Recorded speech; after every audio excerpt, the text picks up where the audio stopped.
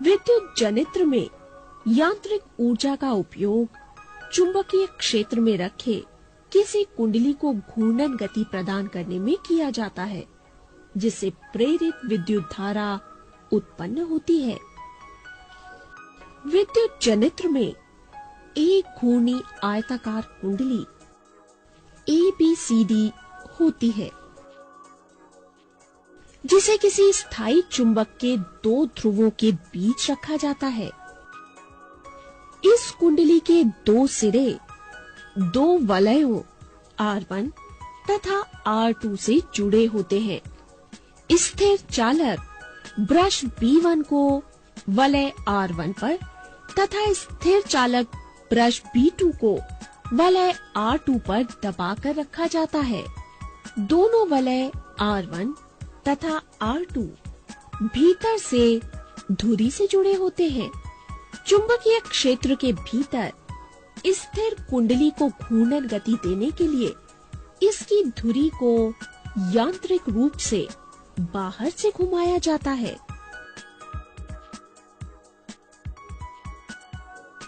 दोनों ब्रशों के बाहरी सिरे बाहरी परिपथ में विद्युत धारा को दर्शाने के लिए गैल्वेनोमीटर से जुड़े होते हैं।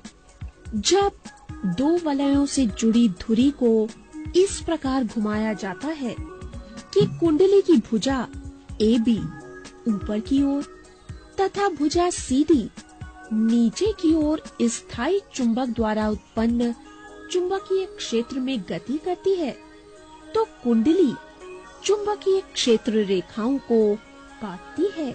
यदि कुंडली ABCD को दक्षिणावर्त घुमाया जाता है, तो फ्लेमिंग का दक्षिण हस्त नियम लागू करने पर इन भुजाओं में AB तथा CD दिशाओं के अनुदिश प्रेरित विद्युत धारा प्रवाहित होने लगती है।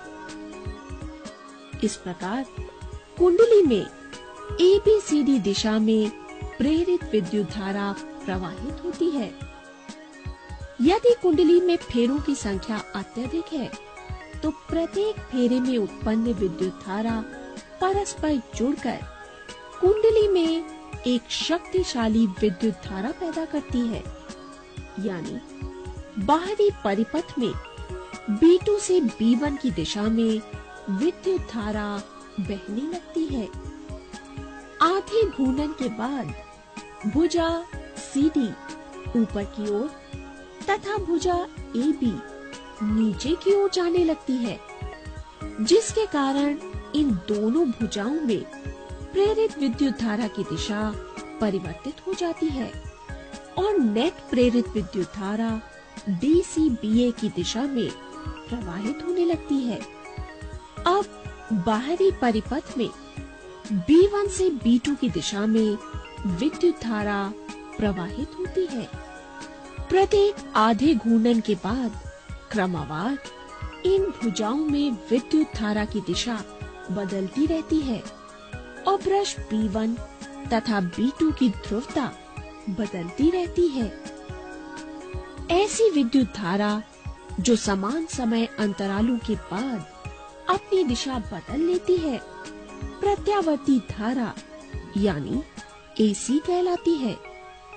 और विद्युत उत्पन्न करने की इस युक्ति को प्रत्यावर्ती विद्युत धारा जनित्र यानी AC जनित्र कहते हैं। जब कुंडली के दोनों सिरों को विभक्त वलय प्रकार के दिक् परिवर्तक से जोड़ा जाता है, तब एक ब्रश हमेशा ही उस भुजा के संपर्क में रहता है जो चुंबकीय क्षेत्र में ऊपर की ओर गति करती है, जबकि दूसरा ब्रश हमेशा नीचे की ओर गति करने वाली भुजा के संपर्क में रहती है। इस व्यवस्था के साथ प्रेरित विद्युत धारा की दिशा में परिवर्तन नहीं होता और इसे दिष्ट धारा यानी DC कहते हैं और इस प्रकार के जनित्र को दिष्ट धारा जनित्र कहते हैं। दिष्ट धारा और प्रत्यावर्ती धारा में यही अंतर है। दिष्ट धारा हमेशा एक ही दिशा में प्रवाहित होती है, जबकि प्रत्यावर्ती धारा एक निश्चित समय अंतराल के बाद अपनी दिशा विपरीत करती रहती है। भारत में उत्पादित प्रत्यावर्ती विद्युत धारा हर 1/100 सेकंड के बाद अपनी दिशा विपरीत करती है, अर्थात इस प्रत्यावर्ती धारा यानी एसी की आवृत्ति 50 हर्ट्ज है। डीसी की तुलना में एसी की विद्युत शक्ति को सुदूर स्थानों पर बिना अधिक ऊर्जा की हानि के भेजा जा सकता है। आइए अब हम घरेलू विद्युत परिपथ को समझें। हम अपने घरों में विद्युत शक्ति की आपूर्ति मुख्य तारों यानी मेन से प्राप्त करते हैं। ये मुख्य तार या तो धरती पर लगे विद्युत खंभों के सहारे या भूमिगत केबलों के सहारे हमारे घरों तक आते हैं। इस आपूर्ति के तारों में एक तार धनात्मक तार यानी लाइन वायर होती है और इसे विद्युन्मय तार कहते हैं। इस पर लाल विद्युत रोधी आवरण होता है। एक अन्य तार ऋणात्मक तार है, इसे उदासीन तार यानी न्यूट्रल वायर कहते हैं और इस पर काला आवरण होता है। हमारे देश में इन दोनों तारों के बीच 220 वोल्ट का विभवांतर होता है। घर में लगे मीटर बोर्ड में ये तार मुख्य फ्यूज से होते हुए एक विद्युत ऊर्जा मीटर में प्रवेश करते हैं। इन्हें मुख्य स्विच से होते हुए घरों की लाइन तारों से जोड़ा जाता है। ये तार घर के अलग अलग परिपथों में विद्युत आपूर्ति करते हैं, जिनसे अलग अलग विद्युत साधित्र कार्य करते हैं। प्रत्येक साधित्र का अपना ऑन ऑफ स्विच होता है, जिससे इच्छानुसार उसमें विद्युत प्रवाहित की जा सके।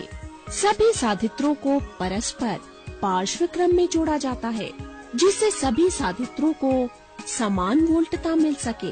प्रायः घरों में 2 अलग अलग परिपथ होते हैं, एक 5 एम्पियर विद्युत धारा अनुमतांक के लिए, जिससे बल्ब और पंखे आदि चलाए जाते हैं, और दूसरा 15 एम्पियर विद्युत धारा अनुमतांक के लिए, जिससे गीजर और कूलर आदि चलाए जाते हैं।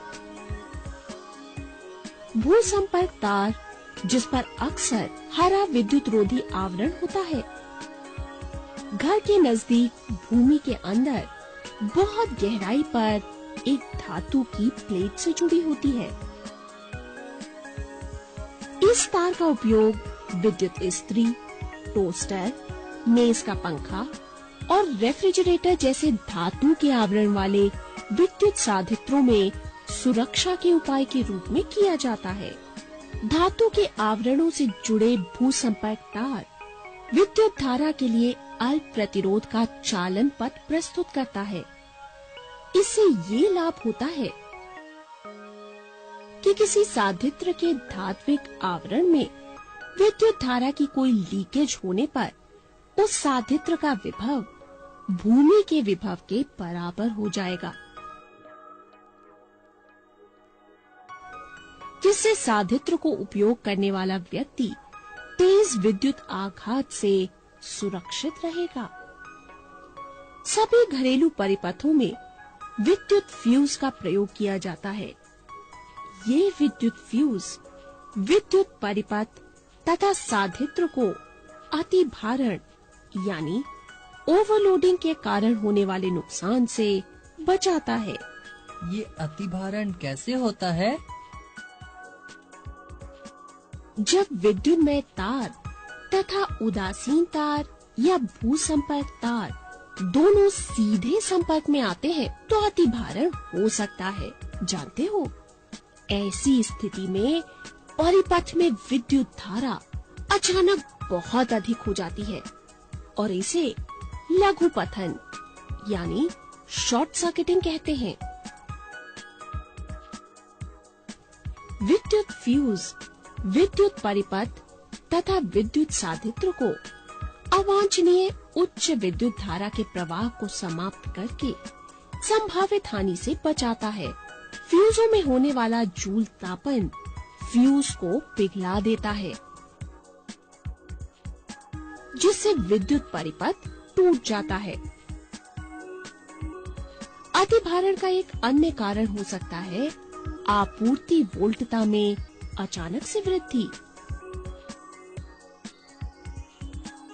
कभी कभी तो एक ही सर्किट से बहुत से विद्युत साधित्रों को जोड़ने से भी अतिभारण हो जाता है।